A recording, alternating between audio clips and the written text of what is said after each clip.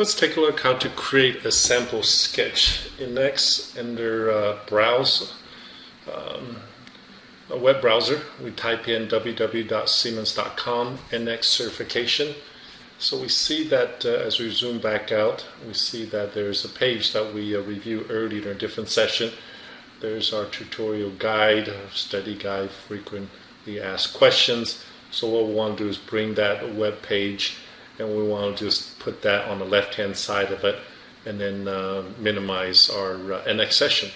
Next thing we want to do is start. We want to change our unit to a metric. That is very important because all of our exam and results should be in the metric unit. So once we've done that, put it in proper location, we go ahead and we see that there's some of these datum axes, datum planes that you can pick either one of them.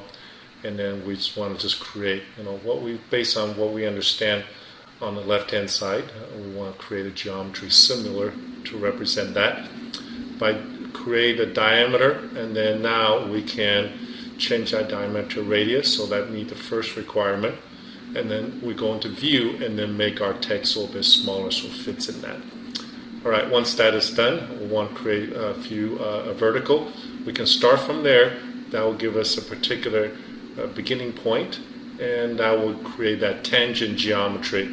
Well, in this case, I really don't want anything tangent, so what I want to do is start from the middle. So I go up, and then I created that.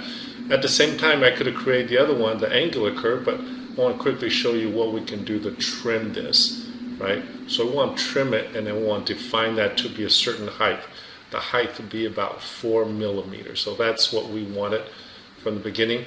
So once we've done that, and now the next thing what we want to do is create another line from the center line. Doesn't matter, because by the time the geometry properly defined, it doesn't matter what angle that is, but I do want a perpendicular smaller stub line at the end of that, and we want that to be right on 6 millimeter.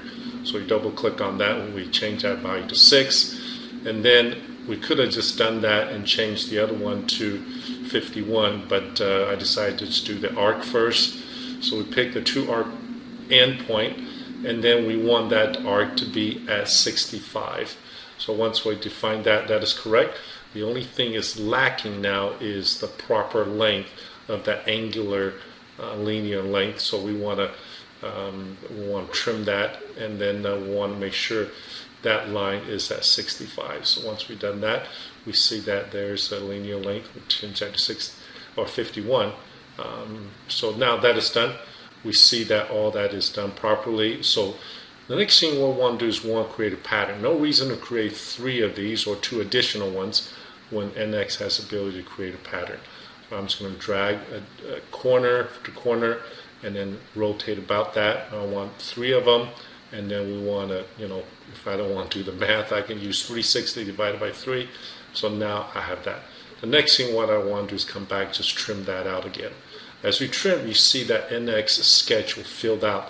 So that means that it's properly closed out, which is very important. A lot of times that if you don't have that properly done, it's unable to create a solid or the proper information at the end. Okay, now that's done. How do we create a surface? We want to analyze that. So let's look something to do with a bounded plane. So I'm just going to type in the word bound in my command finder. Once I hit enter, I have this command finder define that bounded plane. It says, hey, what are your bounded curves? So let's take a look how we're going to measure the area of the surface. So first, just want to quickly just activate the sketch. We see that we have all the correct dimensions that match up what we want to create. Then we go to under analysis, and then we're going to measure. So measure, I have to just select that face, and then we zoom in, we're going to take a look at that value.